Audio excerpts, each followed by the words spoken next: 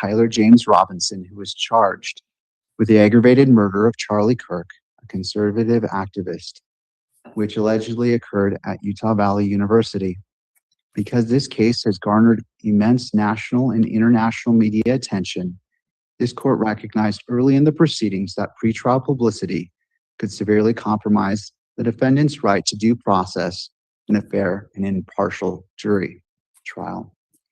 To protect the fundamental constitutional rights of both defendant and the state, this court, sua sponte, issued a protection order pre-trial and trial publicity on September 16, 2025. The order explicitly stated that lawyers who have participated, who are now participating, or who will yet participate in the investigation or litigation of this case in any way shall abide strictly by Rule 3.6 of the Utah Rules of Professional Conduct. The order further incorporated Rule 3.6a's prohibition against making an extrajudicial statement that the lawyer knows or should reasonably know will be disseminated by means of public communication and will have a substantial likelihood of materially prejudicing an adjudicative proceeding in the matter. Following a motion by the state for clarification regarding the term witness, the court issued an amended order on December 15, 2025, clarifying the scope of the attorney's duties to instruct their respective teams. The present controversy emerged following a public filing by the defense on March 27, 2026. The defendant filed a motion to vacate or continue the preliminary hearing. In that motion, defense counsel characterized a forensic summary report from the Bureau of Alcohol, Tobacco, Firearms, and Explosives, ATF, by stating that the ATF was unable to identify the bullet recovered at the autopsy to the rifle allegedly tied to Mr. Robinson. The actual ATF report concluded that the bullet jacket fragment could not be identified or excluded as having been fired from Exhibit 1 rifle, and that the results of the comparison was inconclusive. The defendant's framing of the ATF report in an unsealed public court filing promptly generated substantial media coverage. On March 30th, 2026, the Daily Mail published an article with the headline, "Bullet used to kill Charlie Kirk did not match rifle allegedly used by suspect Tyler Robinson," new court filing claims. Other news outlets and social media commentators rapidly echoed this narrative, characterizing the ATF report as exculpatory, a bombshell that exonerates Robinson, and evidence that the state's case possessed a fundamental problem. Faced with a rapidly expanding public narrative that falsely suggested that the ATF had affirmatively excluded the defendant's rifle as the murder weapon, Deputy Utah County Attorney Christopher Ballard engaged in several communications with media outlets, including TMZ, USA Today, PolitiFact, and Fox News, between March 31st and April 2nd, 2026. In these communications, Mr. Ballard sought to correct the record regarding the definition of an inconclusive ballistics test. However, during these interviews, Mr. Ballard also provided statements regarding the overall strength of the state's evidence, asserting that the prosecution had ample evidence to demonstrate beyond a reasonable doubt that Tyler Robinson committed this murder, and that the state believed it would be able to overcome his presumption of innocence. On April 15, 2026, defendant filed the instant motion for an order to show cause for contempt of court, seeking to hold Utah County Attorney Jeffrey S. Gray and Deputy County Attorney Christopher Ballard in civil contempt. Defendant concurrently sought an order compelling discovery related to internal communications of the Utah County Attorney's Office, referred to as UCAO. The state filed its opposition on April 30th, 2026, arguing that Mr. Ballard's statements were protected under the safe harbor provision of URPC 3.6c, which permits a lawyer to make statements necessary to mitigate substantial undue prejudice generated by recent publicity not initiated by the lawyer. The state argued that the defendant's misleading public filing necessitated the response. Defendant filed a reply on May 7th, 2026. On June 1st, 2026, this court issued a ruling and order granting the motion for an order to show cause, determining that the defendant had made a sufficient preliminary showing under Utah Code 78B-6-301 sub 5 to warrant an evidentiary hearing. The court concurrently denied the defendant's request to compel discovery of the UCAO's internal communications. The court held an evidentiary show cause hearing on June 12, 2026. During the hearing, the court took testimony from Mr. Ballard and Mr. Gray, both who were subjected to direct and cross-examination. Following the hearing, the state filed an unsolicited objection to defendant's request to remove the death penalty as a sanction, to which the defendant filed a response on June 18, 2026. Having considered the pleadings, the exhibits, and the sworn testimony presented at the June 12, 2026 hearing, the court makes the following findings of fact by clear and convincing evidence. On September 16, 2025, this court issued a valid lawful protection order pre-trial and trial publicity. The order explicitly required all participating lawyers to abide strictly by Rule 3.6 of the Utah Rules of Professional Conduct and prohibited extrajudicial statements possessing a substantial likelihood of materially prejudicing the adjudicative proceedings. The order was subsequently clarified on December 15, 2025. Deputy County Attorney Christopher Ballard had actual notice of the publicity order. Mr. Ballard personally signed the state's November 6, 2025 motion to amend or clarify the court's pretrial and trial publicity order. During his testimony on June 12, 2026, Mr. Ballard acknowledged his familiarity with the order and his ethical obligations under URPC 3.6. At all times relevant to this inquiry, Mr. Ballard possessed unhindered ability to comply with the publicity order. There were no physical or legal impediments that prevented him from adhering to the court's directives. On March 27, 2026, defense counsel filed a motion to continue, containing the assertion that the ATF was unable to identify the bullet recovered at the autopsy to the rifle allegedly tied to Mr. Robinson. The actual ATF report concluded that the bullet jacket fragment could not be identified or excluded as having been fired from the subject rifle, rendering the result inconclusive.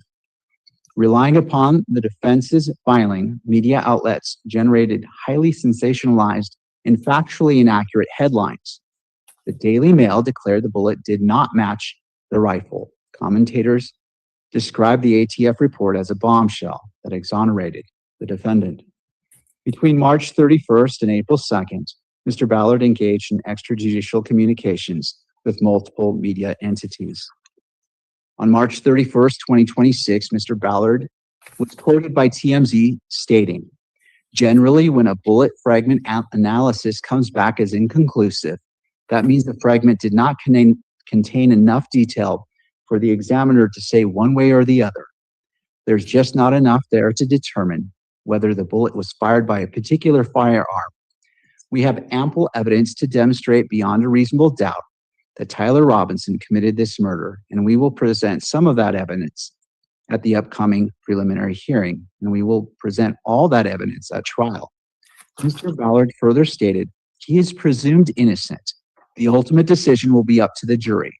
We believe we will be able to overcome his presumption of innocence."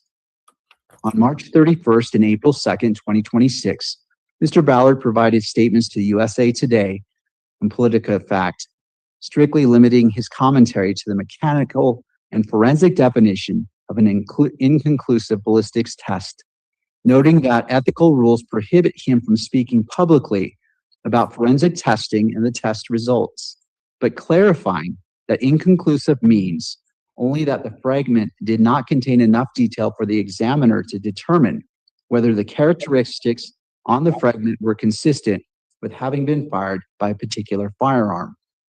Having observed the demeanor and testimony of Mr. Ballard during the evidentiary hearing, the court finds that Mr. Ballard testified credibly regarding his subjective intent.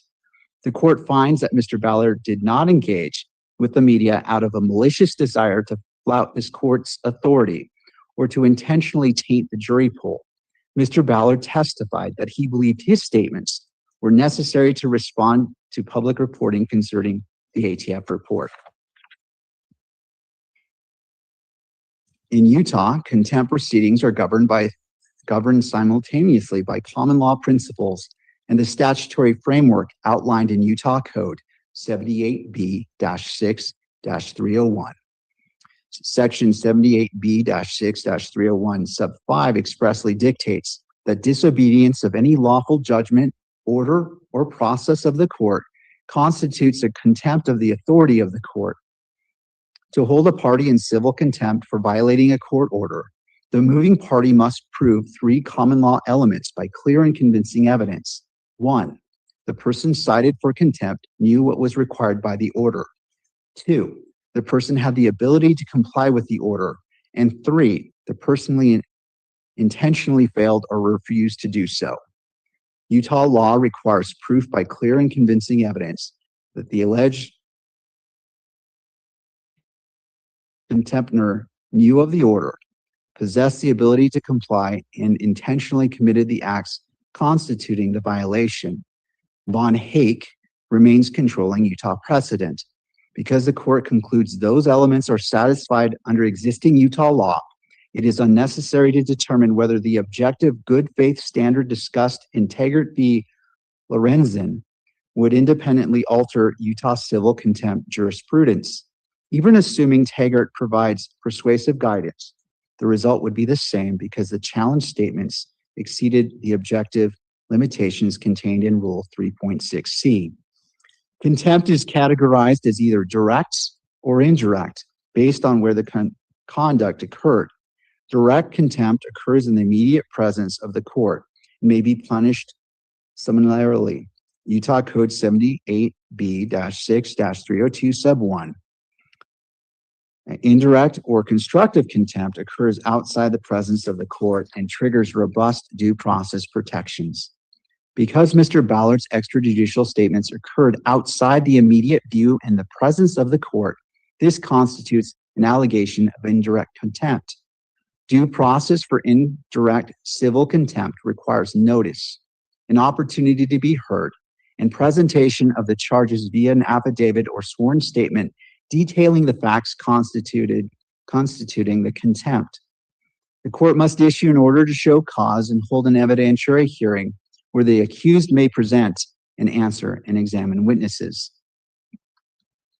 Here, the court finds that all procedural due process requirements have been satisfied.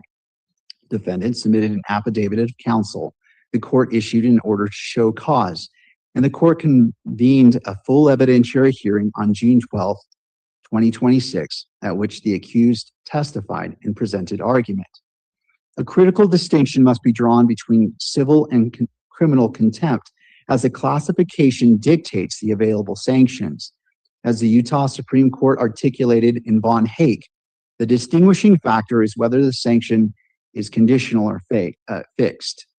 A contempt order is criminal if the punishment is fixed, unconditional, and purely punitive, designed to vindicate the authority of the court. Conversely, a contempt order is civil if the sanction is remedial, designed to either compensate the aggrieved party for injuries resulting from the noncompliance or to coerce further compliance through a conditional penalty. Because the defendant brought this motion seeking remedial sanctions to cure alleged prejudice to his fair trial rights, the court evaluates this strictly as a civil contempt proceeding. This court's publicity order expressly incorporated Rule 3.6 of the Utah Rules of Professional Conduct. Rule 3.6 reflects the constitutional accommodations recognized in Gentile versus State Bar of Nevada, under which an attorney participating in pending litigation may be subject to narrowly tailored speech restrictions when necessary to protect the integrity of an adjudicated proceeding. This rule therefore protects both the attorney's First Amendment interests and the criminal defendant's Sixth Amendment right to trial before an impartial jury. Neither constitutional interest is absolute. Each must be reconciled through a careful application of the rule's objective standards. Rule 3.6a sets forth a general prohibition. A lawyer shall not make an extrajudicial statement that they know or reasonably should know will be disseminated publicly and will have a substantial likelihood of materially prejudicing an adjudicative proceeding. Comment to Rule 3.6 explicitly enumerates subjects that are more likely than not to have a material prejudicial effect, particularly in a criminal proceeding. These prohibited subjects include the performance or results of any examination or test or the nature of physical evidence, any opinion as to the guilt or innocence of a defendant, the fact that the defendant has been charged, unless accompanied by a statement explaining that the charge is merely an accusation and the defendant is presumed innocent. However, the rule contains critical exceptions. Rule 3.6b permits the lawyer to state information contained in a public record without elaboration. Furthermore, Rule 3.6c provides a safe harbor or right of a reply.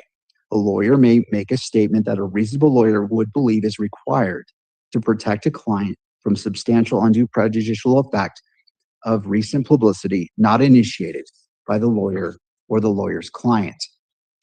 Crucially, any response under 3.6c shall be limited to such information as is necessary to mitigate the recent adverse publicity. The Utah Supreme Court recently addressed the ethical boundaries of prosecutorial speech in a capital case in the matter of the discipline of David O. Levitt.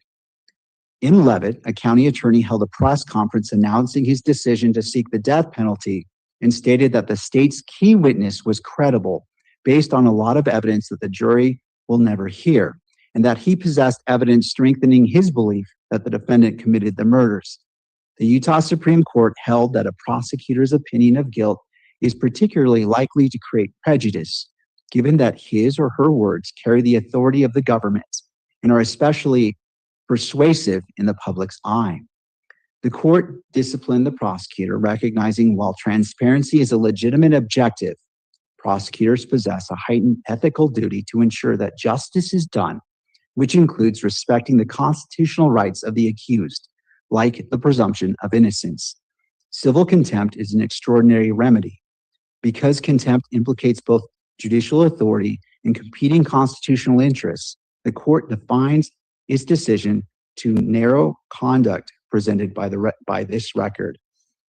This court possesses the inherent authority to regulate the conduct of attorneys appearing before it and the statutory authority to punish disobedience of its lawful order under Utah Code 78B-6-301. As noted by the Utah Supreme Court, courts must maintain and protect the integrity and dignity of the profession. A judge presiding over a high-profile capital case bears an affirmative constitutional duty under the 6th and 14th Amendments to take preventative measures against prejudicial pretrial publicity that could taint the jury pool.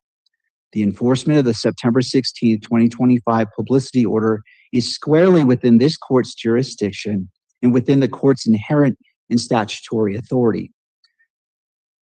To hold a party in contempt, the order violated must be clear and unambiguous. The court finds that the publicity order was exceptionally clear. It did not rely on vague prohibitions. Instead, it explicitly incorporated the exact text and framework of Rule 3.6 of the Utah Rules of Professional Conduct. It directed the attorneys to abide strictly by its parameters. The incorporation of standard, universally understood rules of professional ethics renders this order unambiguous. The court finds that Deputy County Attorney Ballard had actual notice and knowledge of the order. The record reflects that Mr. Ballard signed a motion seeking to clarify the order in November 2025. He never contested his awareness of the order or his obligations under Rule 3.6 during the evidentiary hearing. The first element of civil contempt, knowledge of the order, is established beyond doubt. Defendant alleged Mr. Ballard's statements to the press between March 31st and April 2nd constitute multiple distinct violations of the publicity order. The court analyzes these statements by categorizing them in two distinct thematic areas. First, statements clarifying the ATF ballistics report, and second, statements regarding the overall strength of the state's case and presumption of innocence. Allegation 1, statements clarifying the ATF ballistics report. The conduct. Mr. Ballard sent written emails to PoliticoFact and gave statements to USA Today and TMZ explaining the meaning of an inconclusive ballistics test. Specifically, he stated when the results of a bullet fragment analysis come back as inconclusive, that does not mean that the rifle did not fire the bullet. There just aren't enough marks on the fragment to make a conclusion one way or the other. Supporting evidence, quotes published in USA Today, PoliticoFact, and TMZ. Contrary evidence and defenses. The state argues these statements were expressly permitted by Rule 3.6c as necessary to protect the state from substantial undue prejudicial effect of recent publicity that the prosecution did not initiate. The defense initiated the media frenzy by stating in a public filing that the ATF was unable to identify the bullet to the rifle. The media twisted this phrase to mean the bullet did not match. Factual and credibility findings. The court finds that the defense's characterization in its March 27th motion to continue was technically accurate, but highly prone to misinterpretation. By framing the results as unable to identify, the defense neglected to include the ATF's concurrent finding that the bullet also could not be excluded.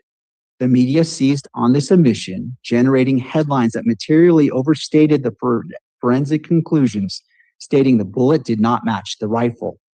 The court finds Mr. Ballard testified credibly that he viewed this media narrative as highly prejudicial to the state. Legal analysis. Rule 3.6c permits a lawyer to make a statement that a reasonable lawyer would believe is required to protect a client from substantial undue prejudicial effect of recent publicity not initiated by the lawyer. A false media narrative asserting that the murder weapon has been definitively forensically excluded constitutes substantial undue prejudice to the prosecution. Mr. Ballard's statements explaining the forensic mechanical definition of an inconclusive test were narrowly tailored to mitigate this specific prejudice. While comment 5 generally prohibits discussing the results of the test, the safe harbor of Rule 3.6c authorizes otherwise restrictive, responsive statements only to the extent reasonably necessary to mitigate the recent prejudicial publicity. Conclusions on allegation 1. The court finds Mr. Ballard's statements clarifying that the ATF's inconclusive findings were protected by the safe harbor provision of URPC 3.6c. These statements do not constitute a violation of the publicity order. Contempt is not proven regarding these specific statements. Allegation 2, the statements opining on the strength of the evidence and guilt. The conduct. Beyond merely correcting the ballistics record, Mr. Ballard provided the following statement to TMZ. We have ample evidence to demonstrate beyond a reasonable doubt that Tyler Robinson committed this murder, and we will present some of that evidence at the upcoming preliminary hearing. And then we will present all of that evidence at the trial. He further stated, he is presumed innocent. The ultimate decision will be up to the jury. We believe we will be able to overcome his presumption of innocence. Supporting evidence. The published TMZ article dated March 31st, 2026. The state does not deny these statements were made. Contrary evidence and defenses. The state relies on State v. Wright, a Kansas case, arguing that a prosecutor's general statement that his job is to bring cases he believes he can prove beyond a reasonable doubt does not express an improper opinion on guilt. The state argues that merely expressing confidence that it has enough evidence to carry its burden tells the public nothing more than what the existence of the prosecution already proclaims. Factual and credibility findings. The court finds that Mr. Ballard subjectively believed he was operating within the bounds of Rule 3.6. However, the court finds that his subjective belief regarding these statements was objectively unreasonable. Legal analysis. Rule 3.6c strictly dictates that any responsive statement shall be limited to such information as is necessary to mitigate the recent adverse publicity. The adverse publicity here concerned one specific piece of physical evidence, a bullet fragment. The court does not conclude that Rule 3.6c prohibited all public response. To the contrary, Rule 3.6c expressly recognizes that in limited circumstances, counsel may respond to recent publicity not initiated by the lawyer or lawyer's client. The question is not, therefore, whether Mr. Ballard could respond, but whether a reasonable lawyer would have believed additional statements concerning the overall strength of the prosecution's evidence were necessary to mitigate the specific prejudice created by the inaccurate reporting concerning the ATF examination. The court applies an objective standard. The subjective good faith of counsel is relevant to credibility, but does not determine whether Rule 3.6c's limitation was satisfied. The state's reliance on State v. Wright is misplaced. Wright is distinguishable because it addressed statements made during voir dire rather than extrajudicial statements governed by Rule 3.6.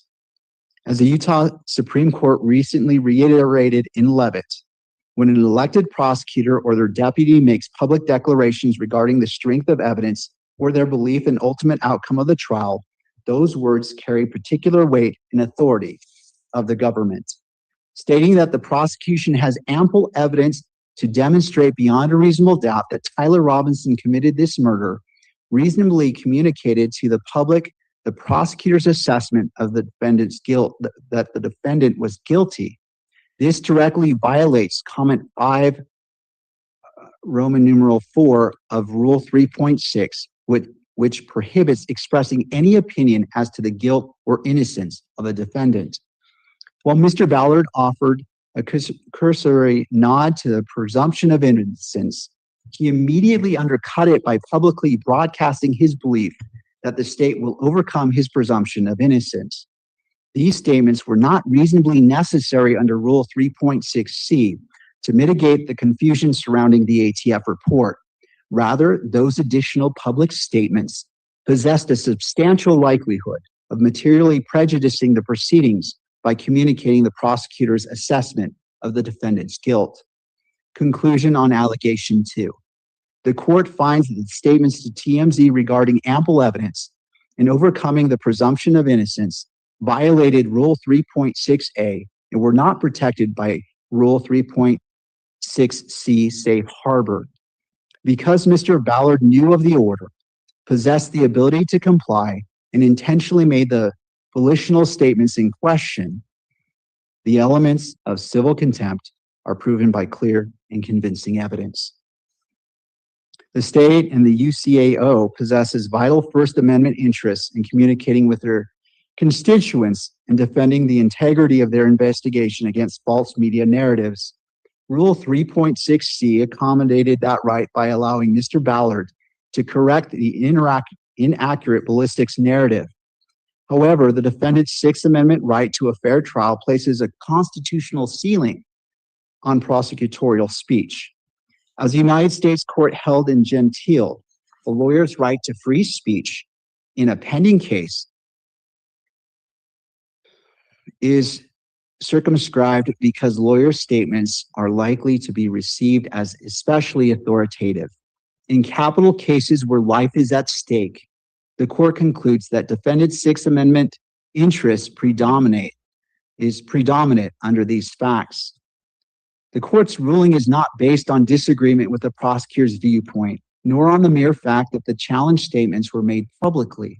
Rather, the court enforces a pre-existing publicity order that incorporated Rule 3.6, applied equally to all participating counsel, and governed attorney conduct in a pending capital prosecution.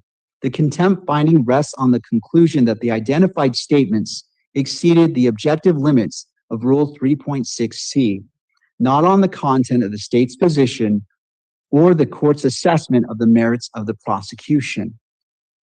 The remedial measures ordered are directed to preserving jury impartiality and future compliance with the court's order. Thus, the application of civil contempt sanctions here does not offend the First Amendment.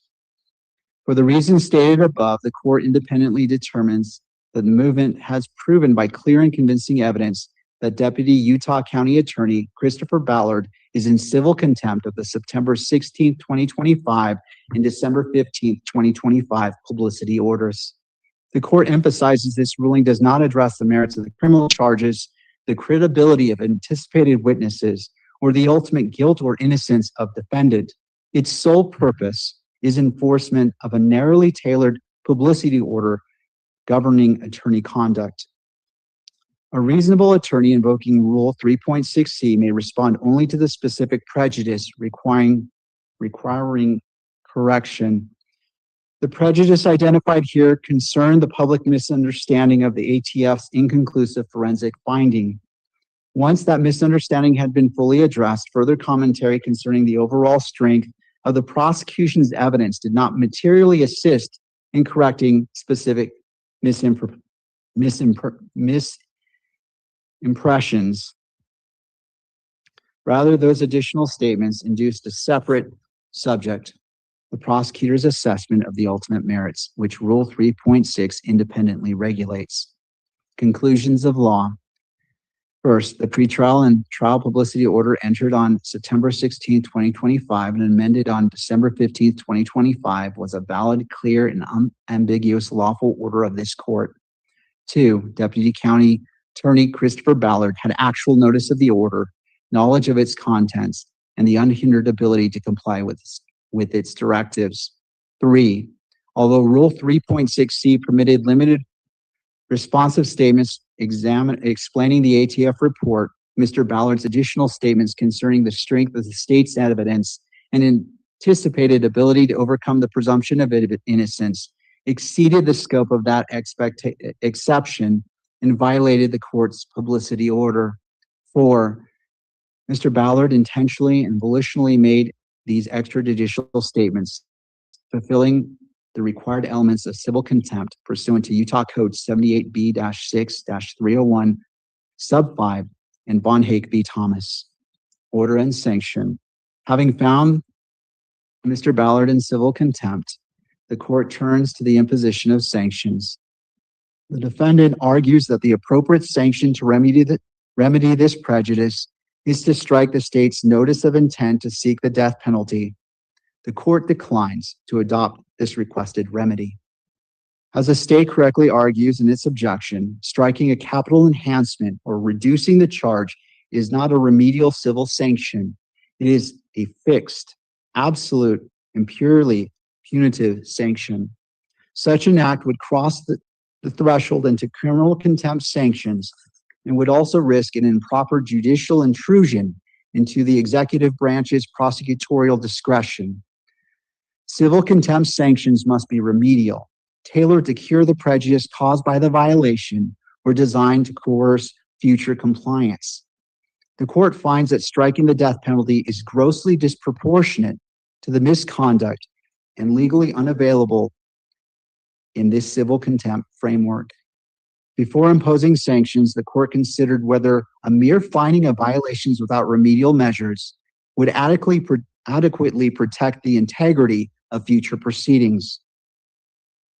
The court concludes it would not.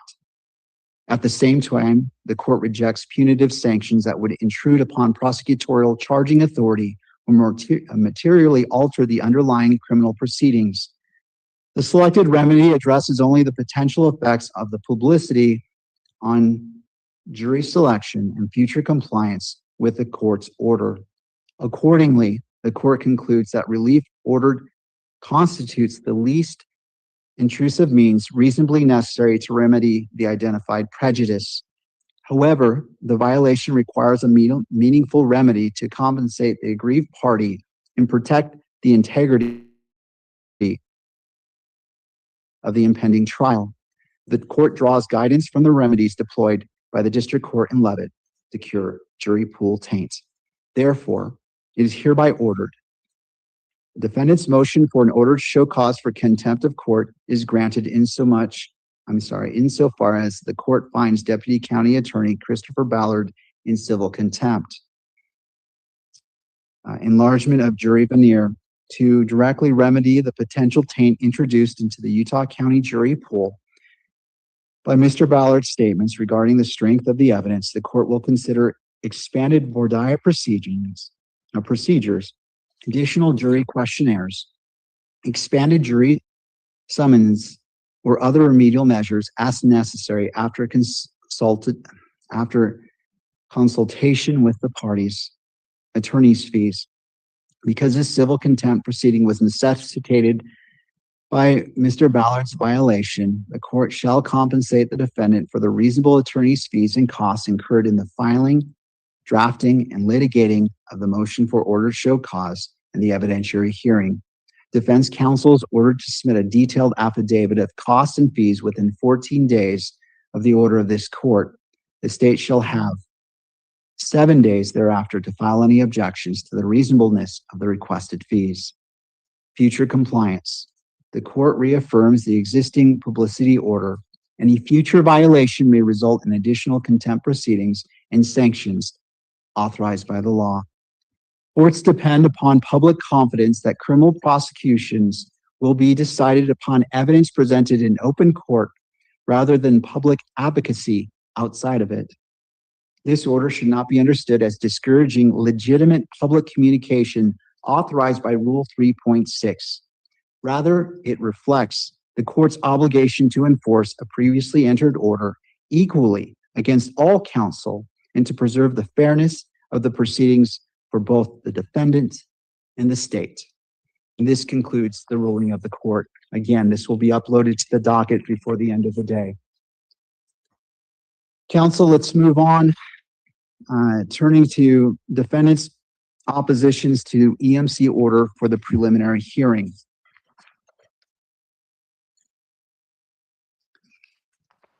The court will issue a written ruling by midweek next week. The court recognizes that both parties are actively preparing for the preliminary hearing scheduled to begin on July 6th. Given the time and attention required for that preparation, the court does not believe an oral ruling on the motion is necessary. The written ruling will be uploaded to the docket and parties will receive notice once the court has issued its decision. Turning to the upcoming preliminary hearing, the court is mindful of the safety and well-being of all parties, counsel, witnesses, court staff, and members of the public who may be present. The court is also mindful of the duty to protect and uphold the constitutional rights of both Mr. Robinson and Ms. Kirk. To serve those important interests, the court reminds all persons who will be in attendance that portable electronic devices will not be permitted in the courtroom or on the fourth floor. Portable electronic devices include any device that can record or transmit data, images, or sounds, or access the internet, including a pager, laptop, notebook, personal computer, handheld PC, PDA, audio or video recorder, wireless device, cellular telephone, electronic glasses, or an electronic calendar. This prohibition does not apply to legal counsel and support staff for the defense or the state in this matter, or the equipment permitted under any controlling electronic media coverage order. In addition, every person who will be in attendance will be afforded the dignity and respect due to them and pursuant to the September 24th, 2025 Standing Decorum Order. All spectators shall be quiet, civil, and orderly. Spectators shall not engage in any distracting, disruptive, provocative, disrespectful, uncivil, or threatening behavior of any kind. Spectators shall not make any audible comments of any kind, shall not shake or nod their heads, and shall not otherwise make any gestures during the hearing.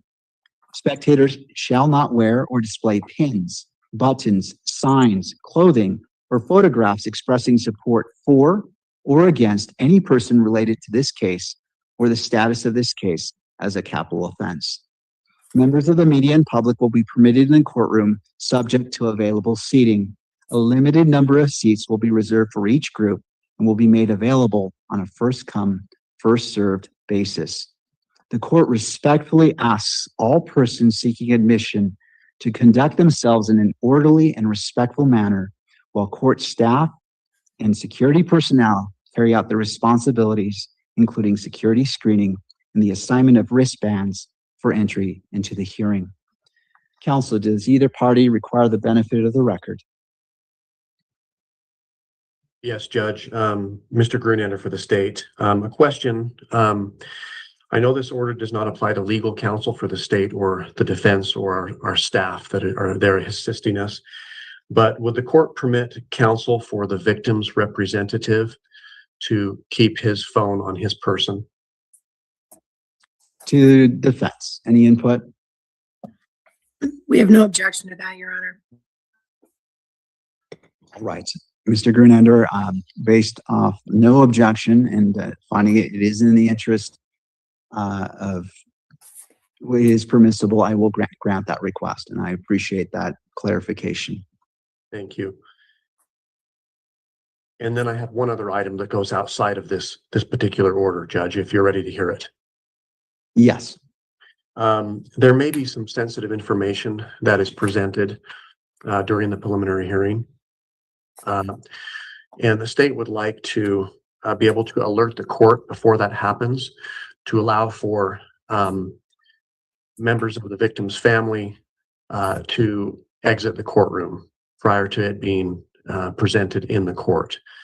We anticipate turning the monitors away from the gallery, but there will be some audio that could be sensitive nonetheless. So we would like to inform the court that we would like to alert Your Honor before that happens to allow for them to exit the courtroom. And then once that is presented, allow for them to return to the courtroom. That would be the state's request. Thank you, Mr. Grunander. To defense, did you want to respond? It doesn't seem like a response is necessary from us, Your Honor. We think that's up to the court, how the court wants to handle that. Thank you. Pursuant to Article 1, Section 28 of the Utah Constitution and subsequent Utah law, victims are entitled to be treated with dignity and respect. And I find that this request falls squarely within that, and I will grant that request. Counsel, just as soon as you can, as soon as it is upcoming, feel free to alert the court, and the court will take a brief recess to allow the victim representatives and to make that decision. And if they wish to leave the courtroom, they may do so. And then after that evidence has been presented, they will be allowed to return. So we'll take a recess after that sensitive material, as you've defined, is presented. And just if you could alert the court, so a brief recess could be taken to allow them to come in to ensure that they are able to be fully present for as much as the preliminary hearing that they choose to participate in. Perfect. Thank you, Judge. All right, turning to defense, do you require the benefit of the record or wish to bring up any additional items? Your Honor, Michael Burt for Mr. Robinson. All right, Mr. Burt. Judge, at the last hearing, I indicated to the court that we would be seeking a ruling from the court prior to the hearing concerning some expert witnesses that the defense had subpoenaed from out of state. And after discussions with the state, it appears that the state has no objection to the presentation of those witnesses. We have pared down the number of witnesses that will be called. And currently, there will just be 3 witnesses who will be called, 3 expert witnesses. The other witnesses we will be handling by way of a stipulation. Thank you, Mr. Burt. To the state, any input? That is accurate, Judge. We are working with defense counsel with respect to some stipulations. We have decided not to object to the presentation of these defense experts. With that said, during the hearing, there may be objections that are raised if the questioning or answers seeking to be addressed goes outside the scope of the preliminary hearing or borders on a 702 hearing. So we want to preserve those objections. All right, thank you, Mr. Grunander. Ms. Nestor, anything further? Or Mr. Burt? And again, I appreciate all parties bringing these issues up now just to remove any misunderstandings. Nothing further for me, Your Honor. Nothing for the The state. defense has nothing else, Your Honor. Thank you. All right. Lastly, the court wishes to inform the parties that as it relates to exhibits being presented in regards to whether it's published or not in open court, or if copies of the exhibits are given to the public or news media, I will take that up on a issue by issue basis. So per exhibit, all parties will be entitled to object, not object, stipulate. So we have a clear record and the court doesn't make a blanket ruling as each individual exhibit is its own exhibit. And the court wants to apply the appropriate analysis to each exhibit presented in court. As the court does not know and cannot anticipate what exhibits will be presented, even though there has been indication what will be presented, it doesn't become relevant until it's actually moved into evidence. And so that's why the court is not issuing a blanket ruling, wants to see where it's coming in, all the factors that govern whether an exhibit should or should not be admitted and should or should not be published to the court, to the parties, or to the public. And so I just wanted to give that clarification because perhaps in the back of your mind, you were wondering. All right, counsel, I also wish to remind you the purpose of the preliminary hearing and the standard, and I offer that simply as a reminder as you're presenting your evidence, that is the standard that the court is holding to, and just wanted to provide that for guidance to all parties. Unless there is anything else, we will reconvene on July 6th, 2026 at 9 a.m. for the preliminary hearing in this matter. Court is adjourned. Thank you, Your Honor.